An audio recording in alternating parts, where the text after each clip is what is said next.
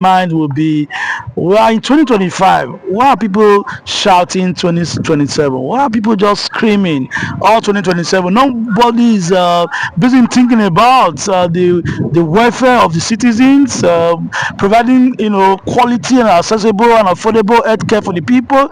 No one is talking about affordable quality housing for the people. No one is agitating for those amenities that will make life a lot better. Professor Jack Bomere, I wouldn't want to keep speaking on and on and on. Yes. I'm glad to have you on our page in ITV and radio. Timothy, good evening again, and everyone out there, I greet you. It's always a pleasure to be associated with Timothy, and I'm so happy to make your contact this evening. And you are raising a very, very tenuous issue, the issue of governance and the state of the nation. There's no doubt that the government is responsible for the state of the nation. It's just like the home. The parents are responsible for the condition of the home. If things are not well, you look up to the head. You expect the parents to take the bull by the horns and try to address the issues at home so that they can proffer solutions to difficulties, problems, challenges as they may be. So I share your view that the government should rather be concerned about the state of the nation. What's happening is this: why did we come to power? I think the government of President Tinubu should be addressing that.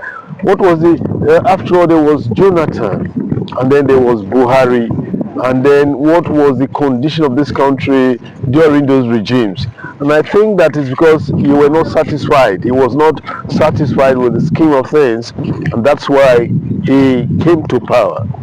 And since he came to power in 2023, the question is, what is the state of the nation? What did he come to do? It's like in the Bible, what's his name?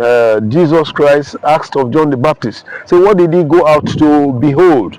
I'm sure it is the state of the nation that attracted President Bola Ahmed Tinubu and his team to want to come to power, to make a difference, to change the situation, to make their contributions, to change the narrative. How are things now since this government came to power? How are our roads, for instance? How is our Medicare, our health institution? How is the university, our educational system? How is power? How are the conditions of living of the Nigerians, access to food? Are they better able to afford 3 square meals or 2 square meals, or have things gone from bad to worse? I think that's what you're asking me, Timothy. The state of the nation. In my own perception, I think that things have degenerated. Things have deteriorated since the present government. And to be talking about 2027 when we have not been able to address the issues that brought us to power, I think it's negligence on the part of government to be talking about 2027 to secure another tenure when you have not been able to use the present tenure that you have secured. Have you given an account of the present tenure? Nigerians trusted you and they gave you their mandate, as it were. They asked you to go and represent them, their senators, members of the House of Reps. They all capped by the executive, the president. And I think that the state of the nation at the moment is far from satisfactory as an academic. It's far from impressive. It's far from good. Does that answer your question? I think I'm just so elated. I'm not going to be boring Professor Jack Omere Vincent so much.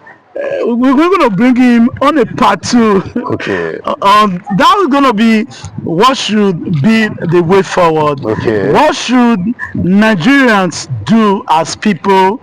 Are we going to be given our president Tinubu a second tenure? Should we turn into the first? Sorry to call in. Has the first tenure been well utilized? Yes. I think that he's a steward. Like any steward, every steward will give account of how you have used the resources that the people entrusted in your care. How has the president and his team, his cabinet, used the present mandate? I think it's when the present mandate has been used justifiably, used equitably, used meaningfully, that there will be any reason to continue a second tenure. I think I want to say that. Thank you. Yeah. So many persons do not reason the way you reason, and I'm Okay. sure some persons who are watching or perhaps listening now, they're going to be saying, what do be in business? Make him just teach now, make him retire, make him go inside a house. He is a stakeholder. We are all The stakeholders. state of the nation affects us all, our children. What we are doing now is affecting our unborn children, our heritage, our future.